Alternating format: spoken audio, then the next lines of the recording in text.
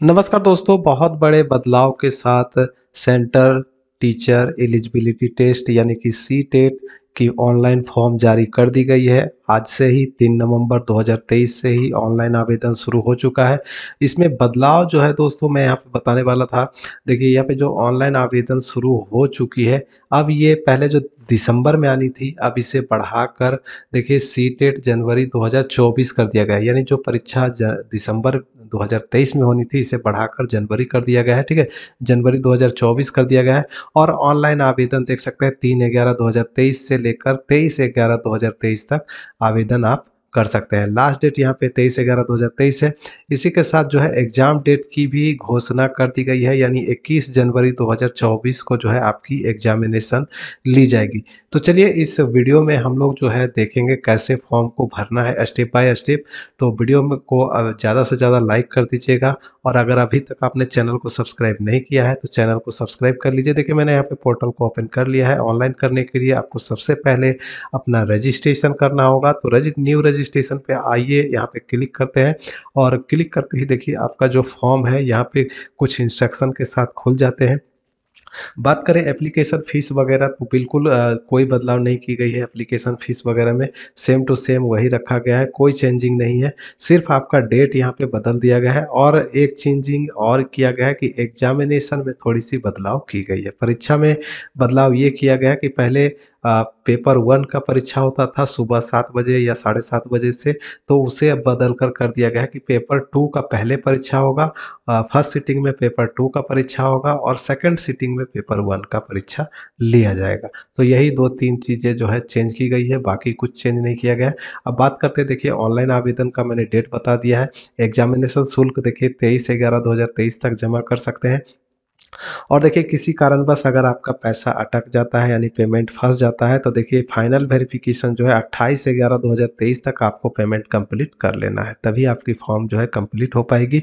और अगर आपके फॉर्म में किसी प्रकार की गलती हो जाती है तो उसे सुधारने का डेट जो है 28/11/2023 से लेकर 2/12/2023 निर्धारित की गई है। एडमिट कार्ड 19/1/2023 तक आपका आ जाएगा, ये टेंटेटिव डेट बताई गई है। और एग्जामिनेशन डेट जो है 21 जनवरी 2023 को ली जाएगी। और रिजल्ट का भी घोषणा कर दिया गया है कि एंड ऑफ फरवरी, यानी फरवरी के अंत तक रिजल्ट की भी घोषणा कर दी जाएगी। तो यहाँ पे एप्लीकेशन फ़ीस में कोई बदलाव नहीं की गई है, यानी अगर आप जनरल ईडब्ल्यूएस ओबीसी कैटेगरी के से आते हैं, और अगर आप कोई एक पेपर भरते हैं यानी पेपर 1 या फिर पेपर 2, तो आपको 1000 रुपये लगेंगे। अगर आप जनरल ईडब्ल्यूएस ओबीसी हैं और दोनों पेपर का आवेदन करते हैं तो आपका 1200 लगेगा। वहीं एससी एसटी वालों को पेपर 1 या 2 के लिए 500, और दोनों पेपर के लिए 600 लगेंगे, जो कि पहले जो निर्धारित थी वही है। एज वगैरह इसमें कोई लिमिट नहीं होती है। तो 1 टू 5 के लिए वही क्वालिफ़िकेशन जो पहले थी वही क्वालिफ़िकेशन है, और 6 टू 8 के लिए भी क्वालिफ़िकेशन सेम टू सेम रखा गया है। ऑनलाइन आवेदन करने के लिए देखिए यहाँ पे लिंक डायरेक्टली दिया हुआ है, तो यहाँ से भी आप इसे ओपन करके यहाँ आ सकते हैं।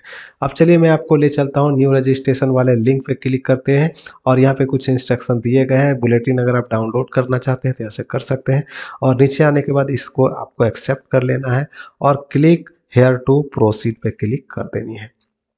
जैसे ही क्लिक करते हैं यहाँ पे देखिए नाम है, फादर नेम है, मदर नेम है, डेट ऑफ बर्थ है, जो भी आपकी जन्म तिथि है उसे सेलेक्ट कर लेंगे। उसके बाद आगे बढ़ेंगे तो यहाँ पे जेंडर आपको सेलेक्ट करने को कहा जाएगा, तो मेल फीमेल जो भी है उसे सेलेक्ट करेंगे। यहाँ पे आईडी टाइप पूछेगा, कौन सी आईडी आप देना चाहते हैं, तो जो भी देना चाहते हैं यहाँ से सेलेक्ट कर सकते हैं। ठीक है, तो मैं यहाँ पे कर लेता हूँ any other government identity with photograph, यानी आधार में सेलेक्ट कर देता हूँ। यहाँ पे आधार नंबर डाल देंगे। फिर यहाँ पे पूछता है कि यहाँ पे परमिशन नंबर, प्रोमिस नंबर, ये सॉरी यहाँ पे प्रेमिसेस नंबर या फिर नेम पूछा जा रहा है। तो यहाँ पे आप अपना नाम भी डाल सकते हैं, या फिर केयर ऑफ करके, या फिर सन ऑफ करके अपने माता पिता जिसका भी नाम डालना चाहें डाल सकते हैं। फिर आपका यहाँ पे पूरा एड्रेस है, जैसे सब लोकेलिटी ऑप्शनल यहाँ पे दिया गया है, तो यहाँ पे भरना चाहे तो भर सकते हैं, नहीं तो खाली भी छोड़ सकते हैं। फिर यहाँ पे लोकेलिटी है, कंट्री सेलेक्ट कर लेनी है, जो भी आपकी कंट्री है उसे सेलेक्ट करेंगे। फिर स्टेट अपना सेलेक्ट कर लेंगे, जो भी अपना स्टेट है उसे सेलेक्ट करेंगे। फिर डिस्ट्रिक्ट आ जाएगा, डिस्ट्रिक्ट भी आप अपना सेलेक्ट सेलेक्ट कर देंगे। डिस्ट्रिक्ट सेलेक्ट करने के बाद यहाँ पे नीचे पिन कोड है, पिन कोड यहाँ पे सेलेक्ट कर लेंगे। ईमेल एड्रेस है, ईमेल एड्रेस भी यहाँ पे फिल कर देंगे। फिर यहाँ पे ईमेल एड्रेस कन्फर्म करके डालना है, यानी दोबारा से डाल देना है। फिर यहाँ पे मोबाइल नंबर है, देखिए यहाँ पे एक बार डालना है, फिर यहाँ पे दोबारा डाल के कन्फर्म कर लेना है। और अगर आपके पास कोई लैंडलाइन फ़ोन नंबर है तो वो भी आप डाल सकते हैं, नहीं है तो खाली रहने देंगे। और अगर आपका परमानेंट एड्रेस और कॉरस्पॉन्डेंस एड्रेस सेम है तो आप इस पे टिक करेंगे तो यहाँ ऑटोमेटिक फिल हो जाएगा। ठीक है, फिल हो जाने के बाद यहाँ पे आएंगे तो यहाँ पे एक पासवर्ड क्रिएट करनी है। पासवर्ड अपना बना लीजिएगा 8 अंकों का, जब कोई देख सकते हैं कम से कम 8 से 13 अंकों का बनाने के लिए कहा जा रहा है। और अपर केस, अल्फ़ाबेट और नंबर, लेटर वगैरह मिलाकर, यानी आपको कॉम्बिनेशन बना के अपना पासवर्ड 8 अंकों का कम से कम बनाना है और यहाँ पे डाल के कंफर्म कर लेना है। सिक्योरिटी क्वेश्चन कुछ भी रख सकते हैं और सिक्योरिटी क्वेश्चन आप सेलेक्ट करेंगे, जैसे फेवरेट बुक आपकी क्या है, अपना बुक का नाम लिख देंगे। ये आपका इसलिए दिया जाता है कि अगर आप अपना पासवर्ड भूल जाए तो ये सिक्योरिटी क्वेश्चन का आंसर दे के आप अपना पासवर्ड प्राप्त कर सकते हैं। ठीक है, फिर ये कैप्चा कोड है यहाँ पे डालेंगे, सबमिट पे क्लिक कर लेंगे। अब दोस्तों जो आपने रजिस्ट्रेशन के लिए फॉर्म में भरा है वो आपको देख लेना है सही सही। अगर सब कुछ ठीक टाइप किए हैं तो यहाँ पे आपको टिक कर लेना है, कंफर्म कर लेना है। देख सकते हैं नाम है, फादर नेम है, मदर नेम है, डेट ऑफ बर्थ है, जेंडर है और एड्रेस है, मोबाइल नंबर है और यहाँ पे ईमेल एड्रेस है। ठीक है, ईमेल आईडी है। तो सभी अगर आपने सही सही भरा है तो सभी को आपको टिक कर लेनी है और यहाँ पे एग्री करना है। ठीक है, एग्री एग्री पे आपको टिक कर लेनी है। अगर कुछ गलती है तो एडिट करके आप सुधार कर सकते हैं। अगर कुछ कोई भी गलती नहीं है तो सबमिट एंड सेंड ओटीपी पे आपको क्लिक कर लेनी है। अब दोस्तों आपके मोबाइल नंबर पे एक ओटीपी चली जाती है, वो ओटीपी यहाँ पे फिल करना है और सबमिट रजिस्ट्रेशन फॉर्म पे क्लिक कर देनी है।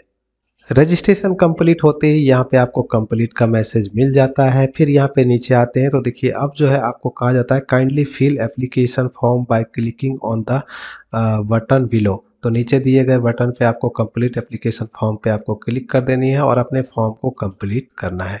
यहाँ पे जैसे ही आप क्लिक करते हैं तो देखिए अब जो है फिर से आपको पर्सनल डिटेल पे आपको क्लिक कर देनी है। जैसे ही आप इस पे क्लिक करते हैं अब देखिए यहाँ पे आपको पर्सनल डिटेल कुछ दिखाई देंगी जो रजिस्ट्रेशन में आपने भरा है।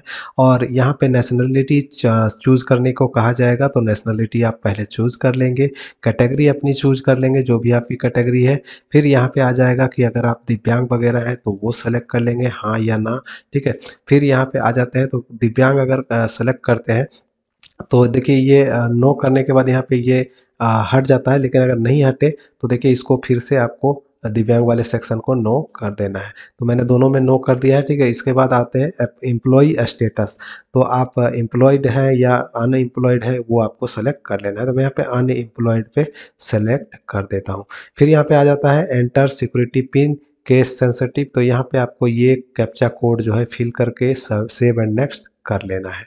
अब आप पेपर 1 या पेपर 2 के लिए आवेदन कर रहे हैं वो आपको सेलेक्ट करना है अप्लाइंग फॉर। तो इस पे देखिए पेपर 1 है, पेपर 2 है या फिर दोनों पेपर है। तो जिसके लिए भी आप आवेदन करना चाहते हैं उस पे आवेदन कर सकते हैं। ठीक है, तो मैं यहाँ पे फिलहाल पेपर 1 का सेलेक्ट कर देता हूँ। ठीक है, फिर लैंग्वेज सेलेक्ट कर लेनी है अपनी, जो भी लैंग्वेज आप देना चाहते हैं। फर्स्ट लैंग्वेज में जैसे मैं यहाँ पे हिंदी दे देता हूँ। सेकंड लैंग्वेज में आप क्या देना चाहते हैं, यहाँ पे बहुत सारे लैंग्वेज है जैसे इंग्लिश है, उर्दू है, बंगाली है, संस्कृत है, जो भी आप देना चाहें दे सकते हैं। लेकिन अगर आपने पेपर 1 में हिंदी सेलेक्ट कर लिया है तो पेपर 2 में आप हिंदी सेलेक्ट नहीं कर सकते हैं। ठीक है, तो दोनों में डिफरेंट लैंग्वेज ही सेलेक्ट करनी है।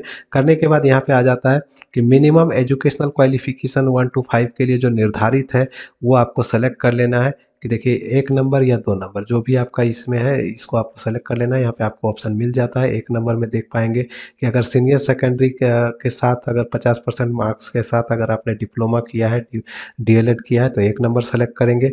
अगर आपने सीनियर सेकेंडरी के साथ 4 साल का बैचलर ऑफ एलिमेंट्री एजुकेशन किया है तो ऑप्शन नंबर 3 सेलेक्ट करेंगे। तो आप जो भी आपका क्वालिफिकेशन है उसके अनुसार अगर आपने बीएड कर रखा है तो बीएड वाला सेलेक्ट करेंगे। देख सकते हैं। तो चलिए यहाँ पे जो भी आपका है उसे सेलेक्ट कर लेंगे और उसके बाद सेलेक्ट करने के बाद देखिए नीचे जो आ जाता है क्वालिफाइंग एग्जाम। तो डिप्लोमा इन एलिमेंट्री एजुकेशन है या फिर डिग्री इन एजुकेशन है, जो भी आपका है उसे सेलेक्ट कर लेंगे। मैं यहाँ पे डिप्लोमा इन एलिमेंट्री एजुकेशन कर देता हूँ। फिर यहाँ पे आ जाता है सेंटर चूज़ करने के लिए। तो पहले आप यहाँ पे देखिए 1 2 3 4 4 सेंटर सेलेक्ट करनी है, जिसमें से पहले आप इसको राज्य सेलेक्ट कर लेंगे, ठीक है। तो देखिए फिलहाल अभी बिहार, झारखंड, ओडिशा दिखाई दे रही है मेरे ऑप्शन में, आपको दूसरा भी दिखाई देगा, तो आप अपने हिसाब से सेलेक्ट करेंगे, ठीक है। तो मैं यहाँ पे बिहार कर लेता हूँ। क्योंकि मैंने परमानेंट एड्रेस में बिहार सेलेक्ट किया था, इसलिए यहाँ पे मुझे जो ऑप्शन दिया गया है बिहार, झारखंड और ओडिशा का ही दिया गया है। तो आपके लोकल में जो राज्य होंगे वही आपको ऑप्शन देखने को मिलेंगे। तो यहाँ पे भी एक नई बदलाव की गई है। तो मैं यहाँ पे बिहार कर लेता हूँ, उसके बाद जो भी सेंटर बिहार में है उसे आप सेलेक्ट कर सकते हैं। तो मैं फर्स्ट में देखिए यहाँ पे मैं पटना डाल देता हूँ, देखिए यहाँ पे इस प्रकार से आपको डाल देनी है। फिर मैं सेकंड पे भी बिहार भी सेलेक्ट करूँगा और बिहार में दूसरा सेंटर कौन सा है वो देखेंगे और सेलेक्ट करके डाल देंगे, ठीक है।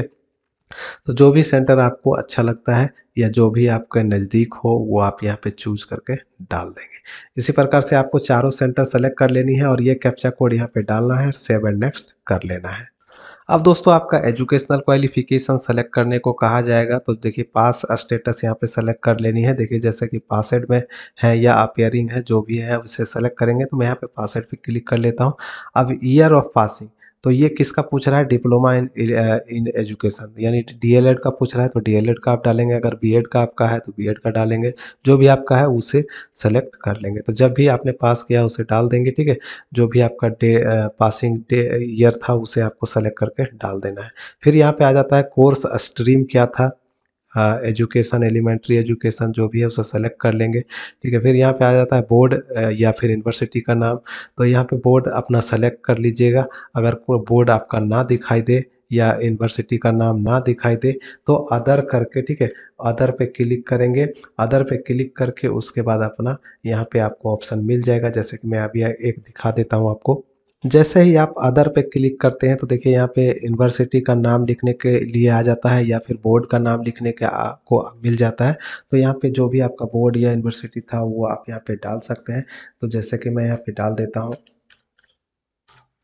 तो इस प्रकार से आप भी आप अपना डाल सकते हैं। फिर यहाँ पे रिजल्ट मोड आपका पूछेगा, तो परसेंटेज था या सीजीपीए था वो आप यहाँ पे सेलेक्ट करके डाल देंगे। अगर परसेंटेज करेंगे तो देखिए यहाँ पे ऑप्शन एक और आपका खुल के आता है, ठीक है। अब यहाँ पे इंस्टीट्यूट पिन कोड मांगा जाता है, तो जो भी आपका इंस्टीट्यूट या बोर्ड था उसका पिन कोड यहाँ पे डाल देंगे, ठीक है।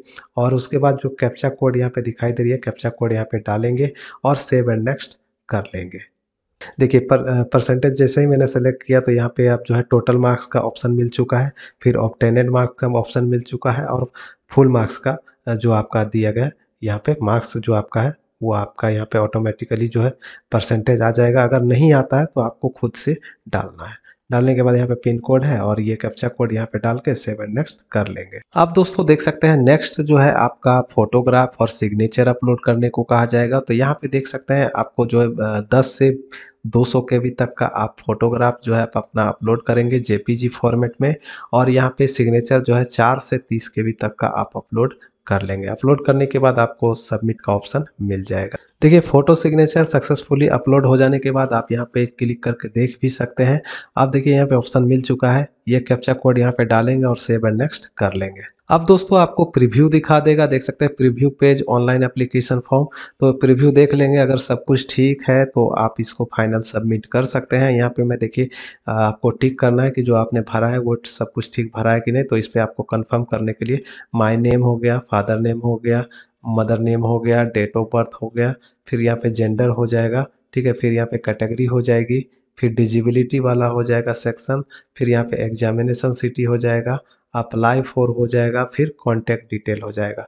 तो सब कुछ ठीक मैंने भरा है, अब इसको टिक कर लेते हैं और final submission of application form पे क्लिक कर लेते हैं। अब दोस्तों आपके दोनों स्टेप कंप्लीट हो चुके हैं, यानी रजिस्ट्रेशन भी कंप्लीट हो चुका है और व्यू एप्लीकेशन फॉर्म भी कंप्लीट हो चुका है।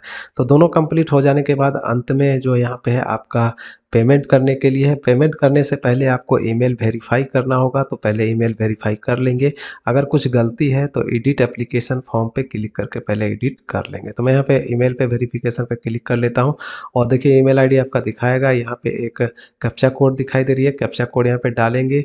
अगर आप बदलना चाहते हैं ईमेल आईडी तो बदल भी सकते हैं, नहीं बदलना चाहते हैं तो इस कैप्चा कोड को यहाँ पे डालेंगे और सबमिट करेंगे। सबमिट करते ही दोस्तों एक ओटीपी आपके ईमेल आईडी पे भी जाएगी, तो ईमेल आईडी पे यहाँ ईमेल आईडी पे जो ओटीपी आया है वो यहाँ पे डालेंगे और वेरीफाई कर लेंगे। ईमेल वेरीफाई होने के बाद यहाँ पे एक मैसेज आपको मिल जाता है, your email ID is verified successfully. अब click here to go home पे क्लिक करना है। अगर कुछ गलती है तो सुधार कर लीजिएगा एडिट पे। अब देखिए यहाँ पे पेमेंट का ऑप्शन आपको मिल जाता है। अगर आप दोनों पेपर के लिए किए हैं तो दोनों पेपर का यहाँ पे दिखा देगा, दोनों का आप एक साथ पेमेंट कर सकते हैं।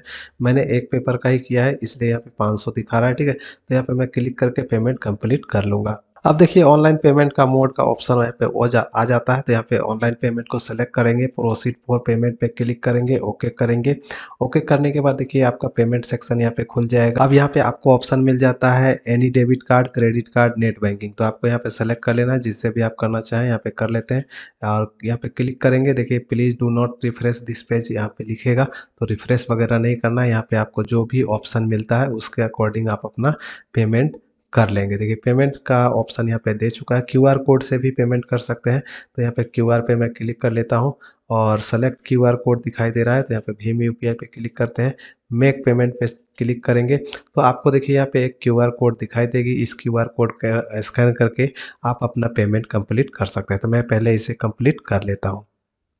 तो देख सकते हैं यहाँ पे पेमेंट तो यहाँ पे फंस चुका है, तो हड़बड़ाने की ज़रूरत नहीं है। यहाँ पे आपको फिर से क्या करना है, आपको फिर से लॉगिन कर लेना है। तो मैं अप्लाई ऑनलाइन वाले पे फिर से क्लिक कर लेता हूँ, फिर से वही वेबसाइट पे आ जाएंगे, शुरू वाले पेज पे, और यहाँ से आपको दोबारा से लॉगिन कर लेना है। देखिए अभी ये सेशन एरर दिखा रहा है, तो फिर से आपको पहले लॉगिन करना है। अगर आपका भी बीच में फंस जाए तो ऐसा ही करना है, आपको फिर से लॉगिन करना है। ठीक है, तो एप्लीकेशन नंबर डालेंगे, जो पासवर्ड आपने क्रिएट किया है वो पासवर्ड डालेंगे, ये कैप्चा कोड यहाँ पे डालेंगे और साइन इन कर लेंगे। लॉगिन होते ही देखिए यहाँ पे तीनों स्टेप यहाँ पे कंप्लीट दिखाई दे रहे हैं। अब यहाँ से आपको क्या करना है, आप अपना प्रिंट आउट निकाल लेंगे। ठीक है, प्रिंट आउट आपको कैसे निकालना है, तो इसके नीचे ही आपको ऑप्शन मिल जाता है कन्फर्मेशन पेज डाउनलोड करने के लिए। ठीक है, यहाँ पे मेरा पेमेंट फंस गया था इसलिए यहाँ पे शो नहीं कर रहा है, तो ये बाद में आ जाएगा, इसके लिए कोई टेंशन नहीं है। आगे बढ़ते हैं, तो देखिए यहाँ पे जैसे ही आपका प्रिंट आउट आ जाएगा तो इसको प्रिंट आउट करके रख लेना है। ठीक है, तो प्रिंट आउट करके रख लेना है। इसी प्रकार से आवेदन करना था। उम्मीद करता हूँ जानकारी आप लोगों को अच्छी लगी होगी। तो वीडियो को ज़्यादा से ज़्यादा शेयर कर दें, चैनल को सब्सक्राइब कर लें। पल पल की अपडेट के लिए मैं मिलूंगा नेक्स्ट वीडियो में नेक्स्ट अपडेट के साथ। तब तक के लिए बाय, जय हिंद।